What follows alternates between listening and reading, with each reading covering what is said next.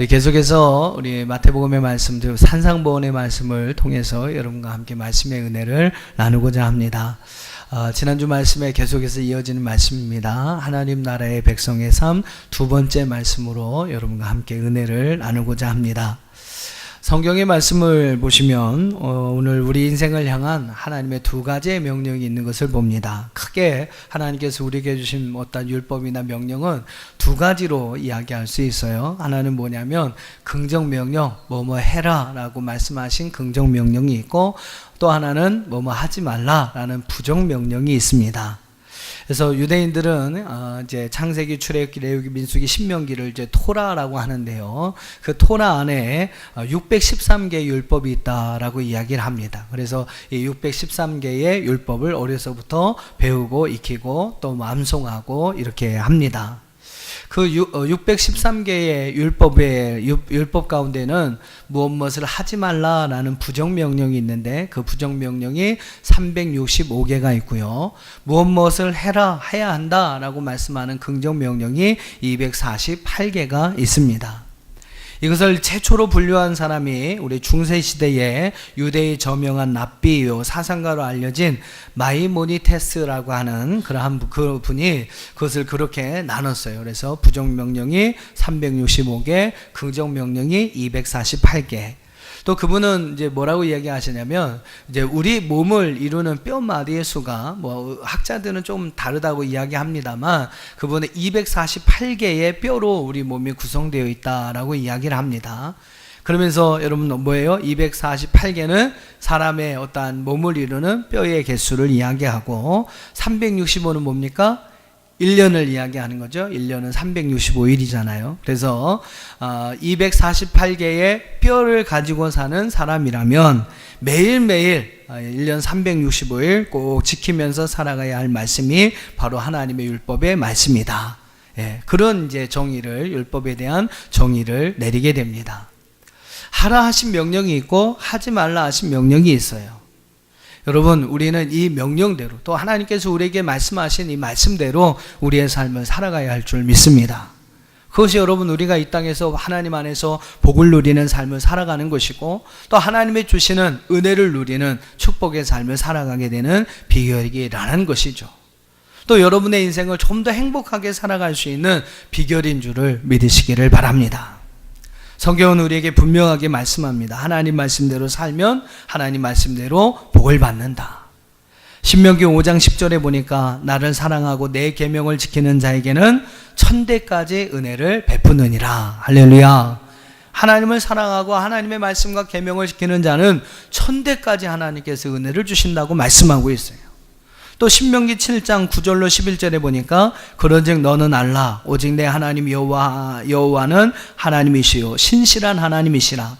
그를 사랑하고 그의 계명을 지키는 자에게는 천대까지 그의 언약을 이행하시며 인애를 베푸시되 그를 미워하는 자에게는 당장에 보응하여 멸하시나니 여호와는 자기를 미워하는 자에게 지체하지 아니하시고 당장에 그에게 보응하시느니라.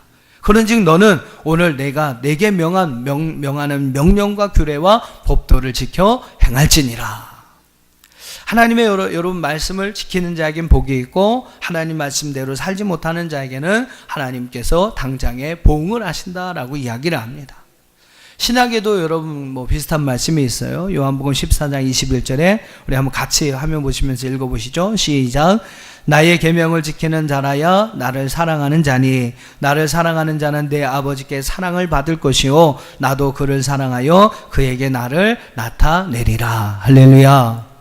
누가 하나님을 사랑하는 사람입니까? 하나님의 계명의 말씀을 지키는 자가 하나님을 사랑하는 사람이고, 그 사람에게 하나님은 그런 사람이 하나님의 사랑을 받을 것이요 또한 그에게 하나님의 은혜와 사랑과 축복과 영광이 나타나게 될 것이다. 비록 여러분, 우리가 하나님의 말씀을 지키는 데 있어서 참 그 말씀을 지키는 것이 우리에게 부담이 될 때가 있습니다. 때로는 그 말씀을 지키면서 손해를 봐야 할 때가 있어요. 그리고 여러분, 그 말씀을 행함으로 인해서 때로는 큰 환난과 박해를 당하는 그러한 경향도 있을 수 있습니다. 하지만 여러분, 그럴지라도 우리가 그 말씀대로 살면 할렐루야, 하나님이 우리에게 말씀하신 그 계명의 말씀을 따라 행하면 여러분, 저와 여러분에게 분명한 유익이 되는 줄로 믿습니다. 그 여러분, 우리에게 복이 되는 줄로 믿습니다. 한번 따라해 보세요. 말씀대로 살면, 말씀대로 행하면 말씀대로 복을 받는다. 할렐루야. 여러분 믿으시기를 바랍니다. 말씀대로 살면, 여러분 하나님 말씀대로 행하면 하나님이 약속하신 말씀대로 하나님이 주시는 복을 누리는 삶을 살아가게 되는 겁니다. 하나님께서 우리에게 주신 명령은요, 다 저와 여러분을 위한 것인 줄로 믿습니다. 성경에 여러분 기록된 모든 하나님의 말씀은 바로 저와 여러분을 위해 하나님께서 주신 말씀인 것을 믿으시기를 바랍니다. 할렐루야. 여러분 꼭 기억하세요. 하나님께서 우리에게 주신 명령, 여러분 그 명령이, 그 말씀이 어떤 말씀, 어떤 명령이든지 그 명령을 준행함으로 인해서 오늘 저와 여러분에게 범사의 유익이 생기고요, 놀라운 하나님의 은혜와 축복이 주어지게 된다는 것입니다. 하나님 말씀은 여러분 우리를 억압하고 우리 힘들게 하기 위해서 하나님 우리에게 주신 명령이 아닙니다.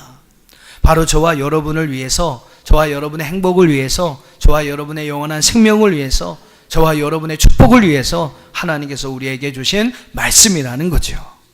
여러분 이 말씀을 준행함이 우리에게 복이 됩니다. 우리에게 범사의 유익이 됩니다. 여러분 이 믿음을 가지시고 늘 하나님의 말씀을 지켜가는 저와 여러분이 될 수 있기를 주님의 이름으로 축원합니다.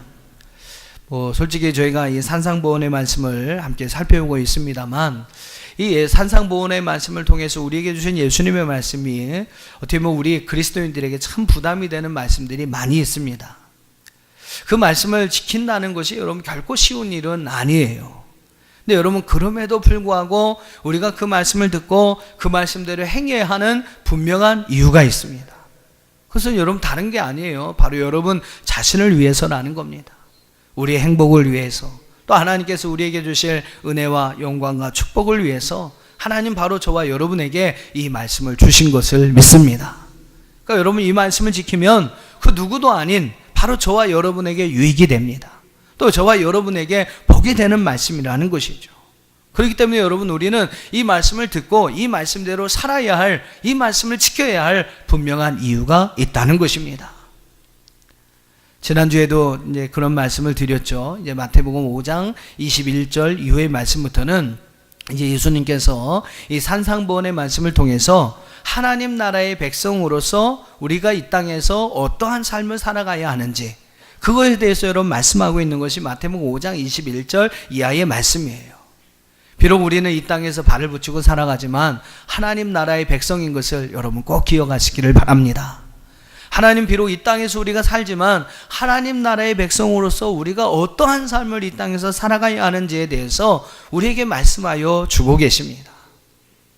그것이 여러분 이제 이 산상보훈의 말씀, 마태복음 5장 21절부터 마태복음 7장까지 나오는 말씀이에요. 저와 여러분이 정말로 하나님 나라의 백성으로서의 삶을 살길 원한다면 우리는 이 말씀대로 살아야 할 줄로 믿습니다. 지난주의 말씀 여러분 좀 이렇게 기억나시나요? 지난주에는 마태복음 5장 21절로 26절의 말씀을 중심으로 해서 두 가지를 크게 제가 말씀을 드렸어요. 하나는 마음을 지키자. 마음을 지키자. 왜요? 마음을 빼앗기면 그 마음에 드는 생각이 결국 우리의 행동으로, 우리의 삶으로 나타나기 때문입니다. 그러니까 여러분 마음을 빼앗기면 결국 마귀의 노예가 되는 거죠. 죄의 노예가 될 수밖에 없는 겁니다. 그래서 마음을 지켜야 한다. 한번 따라해 보세요. 마음을 지키자. 그 다음에 두 번째는 어떤 말씀을 드렸냐면, 하나님과의 관계를 풀기를 위한다면 먼저 이웃과의 관계를 풀어라. 하나님 앞에 예배 드리러 나오기 전에 이웃과 좀 어려운 문제가 있었다면 그걸 먼저 화해하고 와서 하나님께 예배를 드려라 라고 이제 예수님께서 말씀하셨죠.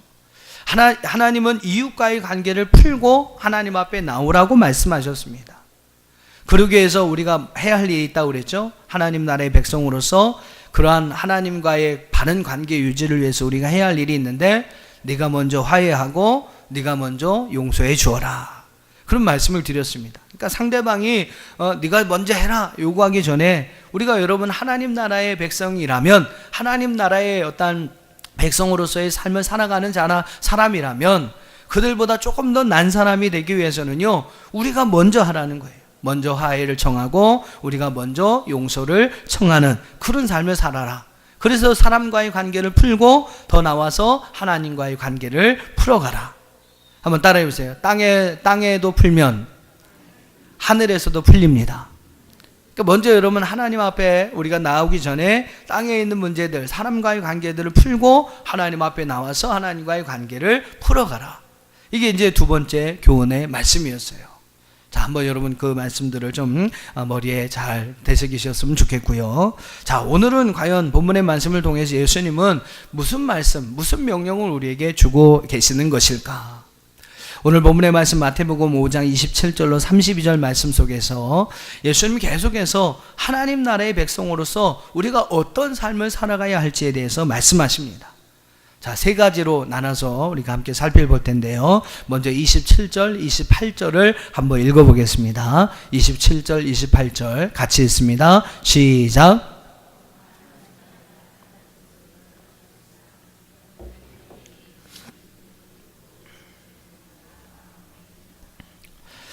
예, 여러분 무슨 말씀을 하십니까? 말씀 간단하죠? 간음하지 말라라는 겁니다. 간음하지 말라.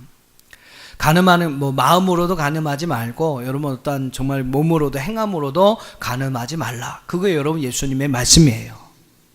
간음이란 것이 여러분 무엇입니까? 제가 네이버에 국어 사전을 찾아봤는데요. 이렇게 써 있더라고요. 간음, 부정한 성관계를 함, 주로 배우자 이외의 사람과의 성관계 따위를 말하는 것, 이렇게 되어 있습니다. 즉 여러분의 아내나 남편 이외에 그 누구와 성적인 관계를 가져서는 안 된다는 것이죠. 그것이 여러분 간음하지 말라는 주님의 말씀입니다. 왜 간음하지 말라고 말씀하고 있는 것일까? 그것은 간단해요. 앞에서도 말씀을 드린 것처럼 우리가 왜 여러분 간음하지 말아야 합니까? 그것은 바로 저와 여러분의 행복을 위해서, 저와 여러분이 하나님이 주시는 은혜와 축복을 누려야 하는데 여러분 하나님 앞에 죄를 짓고 하나님 앞에 범죄하면 그 통로가 막힌다는 거예요. 그러니까 하나님은 저와 여러분에게 은혜와 축복을 부어주길 원하시는데 우리의 범죄함을, 우리가 잘못 행하는 그 일로 인하여 그 축복의 통로가 막히는 겁니다. 그러니까 여러분 하나님이 주신 은혜와 축복을 누리기를 원하신다면, 또 여러분이 정말로 여러분의 인생을 행복하게 살길 위해서라면 여러분 이 말씀을 지켜야 한다는 겁니다. 간음하지 말라라는 거예요. 어떤 젊은 부부가 있었습니다. 서로가 서로를 참 지극히 사랑하는 그러한 부부였어요. 근데 그만 이 아내가 병들어 죽게 되었습니다. 아내는 죽기 전에 남편에게 그런 고백을 합니다. 여보, 나는 지금까지 세 남자를 사랑했습니다. 나는 그 세 남자 모두를 내 생명보다 더 소중히 여기면서 사랑했습니다. 아내로 이렇게부터 뜻밖의 어떤 고백을 듣게 된 남편이 다소 놀라운 표정을 짓습니다. 아내는 계속해서 그렇게 이야기를 해요. 내가 첫 번째로 사랑한 남자는 내가 어릴 적 내 옆집에 살고 있던 오빠였습니다. 또 내가 두 번째로 사랑했던 남자는 대학교 다닐 때 같은 과에서 공부했던 선배였습니다. 그리고 내가 세 번째로 사랑한 남자는 지금의 내 남편이 된 바로 당신입니다. 나는 이 세 남자 모두를 지극히 사랑했고 그 사랑으로 인하여 나는 비록 짧은 삶을 살다 가지만 누구보다 행복한 삶을 살게 됩니다. 아내가 그렇게 이야기를 하는 거예요. 그리고 마지막으로 이제 그 말을 남겨놓고 세상을 떠납니다. 남편은 아내의 그 말을 듣고 한없이 서럽게 웁니다. 왜냐하면 아내가 사랑했던 이 세 남자가 모두 남편인 자기를 가리키는 말이었기 때문이죠. 아내는 일평생을 한 남자인 자기의 남편만을 사랑했던 것입니다. 그리고 그 사랑으로 인해서 그의 아내는요, 행복한 삶을 살았노라고 고백하고 세상을 떠났다는 것이죠. 그 아내도 여러분 행복했고요. 그러한 고백을 들은 남편도 여러분 얼마나 행복했겠습니까? 사랑하는 성도 여러분, 이처럼 하나님이 짝지어 주신 나의 아내, 나의 남편만을 사랑하고 또 그런 사랑을 받으면서 살아간다는 것은 우리에게 참으로 행복한 일이라는 것입니다. 하나님 바로 그 행복을 지키라고, 이런 행복, 이런 은혜와 축복을 누리라고 오늘 우리에게 간음하지 말 것을 말씀하고 있다는 것이죠. 하나님께서 우리에게 간음하라, 하지 말라라고 명령하신 그 말씀은요, 다른 사람에게 눈 돌리지 말고 남자는 자기 아내만을 사랑하라, 또 아내는 자기 남편만을 사랑하라 라고 말씀하시는 것입니다. 그것이 바로 저와 여러분이 행복한 인생을 살 수 있는 비밀이라는 거예요. 그렇게 하지 못한다면 우리는 그 행복을 누리지 못하게 된다는 것입니다. 또 하나 간음하지 말라라고 말씀하신 이유는요, 하나님께서 허락하신 우리의 가정의 평안을 지켜라 라는 말씀이기도 합니다. 가정은 이 땅에서 하나님의 나라를, 작지만 하나님의 나라를 누려보라고 하나님께서 우리에게 허락하신 이 땅의 작은 천국인 줄로 믿습니다. 여러분, 가정은 그런 곳이에요. 이 땅에서 여러분이 하나님의 나라의 은혜와 축복을 누릴 수 있는 작은 천국이 되는 곳이 바로 여러분에게 하나님께서 허락하신 가정이라는 것입니다. 이 땅에 하나님께서 친히 세워주신 두 개의 기관이 있다고 하죠. 하나님 나라만큼 중요한 두 개의 기관이 있는데 그것은 바로 가정과 교회입니다. 비록 이 땅에서의 우리의 모든 삶이 참 힘겹지만 그 속에서 하나님의 사랑과 은혜를 경험할 수 있는 길, 또 그 속에서 하나님 나라를 경험할 수 있는 그런 삶을 살아갈 수 있도록 하나님께서 우리에게 허락하신 은혜가 있는데 그것이 여러분 바로 교회와 여러분의 가정이라는 것입니다. 우리는 교회와 가정에서 작지만 하나님의 나라를 경험해야 합니다. 그래서 여러분, 하나님 나라만큼 중요하게 여겨야 하는 것이 바로 여러분 가정과 또 우리에게 허락하신 교회라는 것이죠. 우리는 교회와 가정을 통해서 이 땅에서도 하나님의 나라를 경험할 수 있습니다. 그러기 위해서 여러분, 무엇보다 우리는요, 간음하지 말아야 합니다. 영적인 간음, 또한 육체적인 어떤 간음을 경계해야 한다라는 겁니다. 교회는요, 온 교회의 성도들이 하나님만을 온전히 섬기며 사랑할 때, 즉 영적으로 간음하지 않을 때 그 교회는 아름답게 세워질 수 있습니다. 그리고 그 교회를 통해서 하나님의 나라를 경험하게 되는 것이죠. 여러분, 가정도 마찬가지예요. 부부가 서로 상대만을 존중히 여기고 상대만을 온전히 사랑할 때, 즉 육체적인 어떠한 간음을 하지 않을 때 그 가정을 통해서 작지만 하나님의 나라를 경험할 수가 있게 되는 것입니다. 교회 성도들이 영적인 간음을 행하여서 하나님보다 더 사랑하는 것이 생긴다면, 하나님의 말씀보다 더 귀하게 여기는 것이 그 교회 안에 생긴다면, 또 그것을 더 의지하고 그것을 따르게 된다면 여러분, 그 교회는 온전히 세워질 수가 없는 것입니다. 가정도 여러분 마찬가지예요. 육체적인 간음을 통해서 부부 사이에 어떠한 관계와 신뢰와 사랑의 관계가 깨어져 버린다면 그 가정의 평화는요, 사라질 수밖에 없는 것입니다. 그렇게 되면 그 가정을 통해 하나님께서 우리에게 주시고자 하시는 귀한 은혜와 축복을 경험할 수 없게 되는 것이죠. 하나님 바로 우리 자신의 행복을 위해서, 또 가정을 통해서 우리에게 주신 하나님의 놀라운 은혜와 사랑과 축복을 경험하게 하기 위해서 간음하지 말 것을 우리에게 말씀하고 있습니다. 사랑하는 성도 여러분, 혹시라도 마귀가 여러분의 마음에 간음의 죄로 여러분의 마음을 유혹한다면요, 그런 마음과 생각을 여러분 가운데 넣어준다면 그러한 모든 생각을 물리치는 저와 여러분 되기를 축복합니다. 그것이 바로 여러분의 행복을 위한 것이고, 가정을 통해서 저와 여러분에게 주신 하나님의 은혜와 축복을 경험하게 하기 위한 그런 하나님의 축복의 방법이라는 것이죠. 혹시라도 여러분 우리 마음 가운데 그런 악한 생각, 더러운 생각, 추한 생각들이 여러분 떠오른다면 여러분 하나님의 말씀으로, 오늘 여러분 이 말씀으로 그 모든 생각들을, 그 마음들을 물리쳐내는 저와 여러분 되기를 주의 이름으로 축원합니다. 우리가 그 마음과 생각을 물리쳐내지 못한다면요, 여러분의 행복은 곧 사라질 것입니다. 가정을 통해 하나님께서 우리에게 주시고자 하시는 하나님의 큰 은혜와 축복은요, 절대 경험할 수가 없다라는 거예요. 여러분 꼭 기억하십시오. 여러분 안에 자꾸 떠오르는 잘못된 생각들이 있다면 빨리 버리십시오. 간음의 죄를 짓는 것은 절대 여러분 아름다운 것이 아닙니다. 그는 하나님 앞에 죄를 행하는 것이고 하나님이 우리에게 주신 축복의 통로를 가로막는 어리석은 짓이라는 거예요. 여러분 스스로 여러분의 행복을 깨트려버리는 행위이며 이 땅에서 작은 천국이 되어야 할 여러분의 가정의 행복을 깨트려버리는 흉악한 범죄라는 사실을 우리는 꼭 기억해야 할 줄 믿습니다. 괜한 잘못된 상상하지 마세요. 절대 여러분 간음의 죄는 아름다운 것이 아닙니다. 여러분의 행복을 여러분에게 허락하신 내 안에 내 남편만을 여러분 사랑하십시오. 한순간에 여러분 잘못된 생각이 여러분의 행복을 송두리째 빼앗아 버리고요. 작은 천국이 되어야 할 여러분의 가정이 순식간에 고통스러운 지옥으로 바뀔 수 있다라는 것입니다. 그래서 주님은 우리에게 간음하지 말 것을 말씀하고 있습니다. 또 29절과 30절을 한번 보세요. 29절과 30절에서 예수님은 또 우리에게 무엇을 말씀하고 계시는가 같이 한번 읽어보겠습니다. 시작.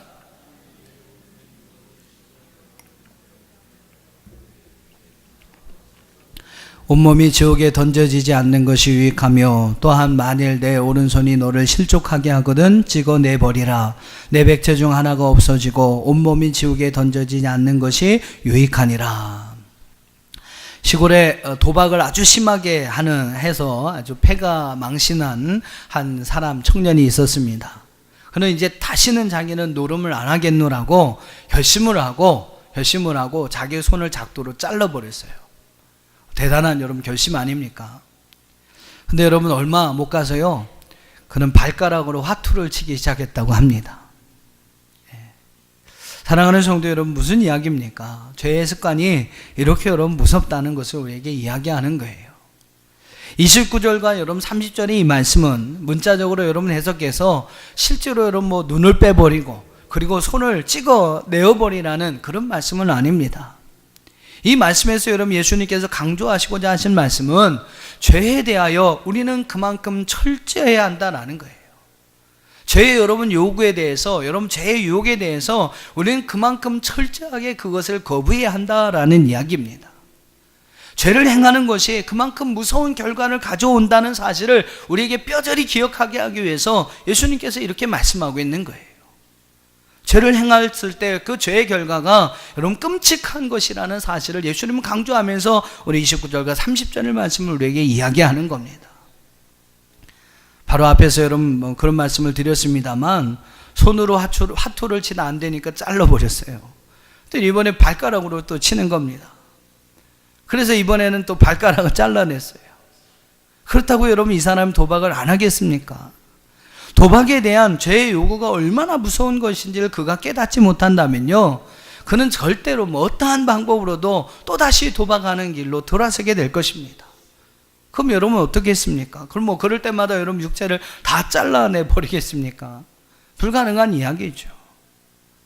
성적인 유혹도 여러분 마찬가지지만 이 도박의 유혹, 어떠한 술, 담배 이런 유혹들은요, 참 우리의 육체의 힘으로는 제어하기 어려운 유혹이라는 것입니다. 잘라낸다고 사라지는 것이 아니라는 거예요.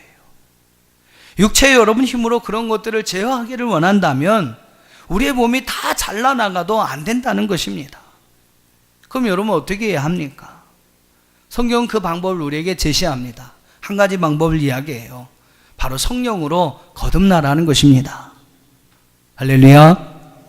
성령 안에서 여러분 완전히 거듭나 새로운 사람이 되지 않고는요, 어느 장사도 육체의 소욕을 제어할 수 없다라는 거예요.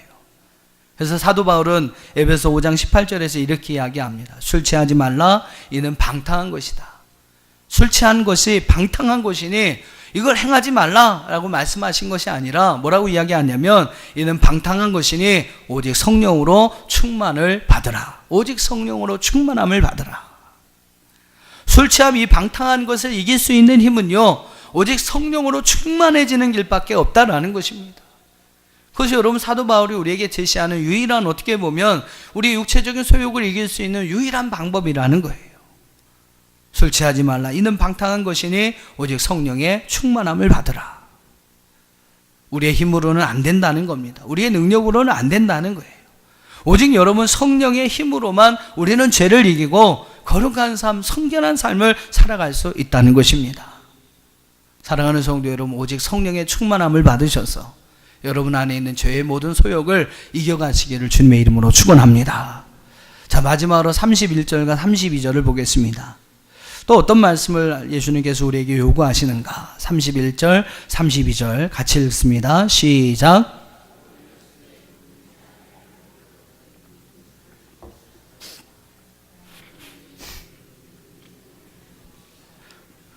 이는 그로 간음하게 함이니요 또 누구든지 버림받는 여자에게 장가드는 자도 간음함이니라. 이혼에 대한 그러한 예수님의 가르침, 교훈의 말씀입니다. 요즘 이제 이혼율이 너무나 이제 높다 보니까 참 교회에서 또 이런 이혼에 관한 말씀을 드리는 것이 참 조심스럽기도 합니다. 하지만 뭐 이제 말씀대로 가르쳐 드려야 하는 것이 어쨌든 제 의무니까요. 그냥 기록된 말씀대로 제가 이혼에 관한 성경의 가르침을 말씀을 드리겠습니다. 여러분 뭐 이렇게 오해 없이 들으셨으면 좋겠습니다. 아무튼 전 세계적으로 이혼에 대한 통계가 시시각각 급증하고 있습니다. 어떻게 보면 요즘은 결혼하는 것보다 더 쉽게 이혼을 하고 또 이혼하는 것이 더 빠르게 이루어지는 경우들이 많이 있어요. 우리나라도 여러분 이혼율을 줄이기 위한 여러 가지 제도 장치들을 마련해 두고 있습니다만 갈수록 이 이혼율이 급증하고 있습니다. 그만큼 사회적인 어떤 큰 문제가 되고 있는 것이 이혼에 관한 문제예요. 또 이혼은 그 하나의 문제로 끝나지 않습니다. 부부 간의 문제로 끝나지 않아요. 가정 파괴의 문제, 또 청소년의 어떤 비행 문제, 또 자녀들의 문제, 여러 가지 사회적인 문제들로 같이 이렇게 일어납니다. 그래서 사회적인 어떤 심각한 문제가 되고 있습니다. 현대인들은 여러 가지 이유를 들어서 이혼을 합니다. 그리고 그 이유가 정당하다고 생각을 하죠. 근데 여러분 이혼에 대한 가장 성경적인 기본적인 가르침이 여러분 무엇이겠습니까? 이혼에 대한 성경적인 가르침 너무 분명해요. 마태복음 19장 6절에 보면 그런즉 이제 둘이 아니요 한 몸이니 그러므로 하나님이 짝지어 주신 것을 사람이 나누지 못할지니라. 하나님이 짝지어 주신 것을 사람은 나눌 수 없다, 나누지 못한다라는 것이 여러분 성경의 가르침입니다. 어떠한 경우라도 여러분 사람이 스스로 자신들의 어떤 부부 간의 관계를 나누는 것은 잘못된 것이라고 성경은 가르쳐주고 있어요. 단 하나 예외가 있습니다. 하나님이 나누시면 나눌 수 있어요. 어떤 경우일까요? 뭐 예를 들면 부부 둘 중에 한 사람을 하나님 먼저 데려가시거나 하면 그게 가능하다는 겁니다. 사별한 경우는 뭐 이제 재혼이 가능한 것이죠. 근데 그 이후에 어떤 이제 경우는요, 성경은 그 모든 것을 간음의 죄로 취급하고 있다라는 겁니다.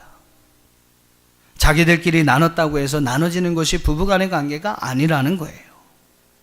성경은 자기들끼리 스스로 이혼하고 살아있는 중에 또 다른 사람에게 장가가거나 시집가면, 반대로 그 사람에게 장가를 오거나 시집을 오면 그것이 가늠한 것이라고 가르쳐주고 있습니다. 이혼을 하시려면요, 뭐 그 양반이 내가 돌아갈 때까지 혼자 사셔야 여러분 성경적인 가르침 맞는 거예요. 하나님이 나누시기 전엔 절대 자기들끼리 나눌 수 없는 것이 여러분 결혼의 관계고 부부간의 관계입니다. 잠언서 5장을 한번 여러분 좀 보겠습니다.